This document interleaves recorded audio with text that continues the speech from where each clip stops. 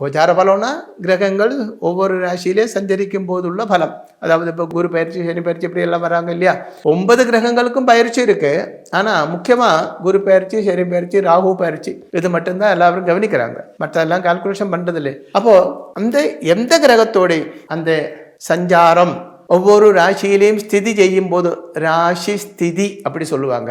அது நமக்கு அனுகூலமாக இருக்கா, பிரதிகூலமாக இருக்கா, இதெல்லாம் கரெக்டாக உங்களுக்கே கண்டுபிடிக்க முடியும். இது கண்டுபிடிச்சு இதேபடி செயல்படுங்க. வாழ்க்கை என்னைக்கும் வசந்த காலமாக இருக்கும். அதாவது மழை வரப்போகுது அப்படின்னு சொன்னால் வெளியில் இருக்கப்பட்ட அந்த கழுகி போட்டிருக்கோம் துணி, இல்லை வெளியில் ஏதாவது எல்லாம் காய வச்சுருக்கோம், அதெல்லாம் எடுத்து முன்னாடி நமக்கு உள்ளே வைக்கலாம் இல்லையா?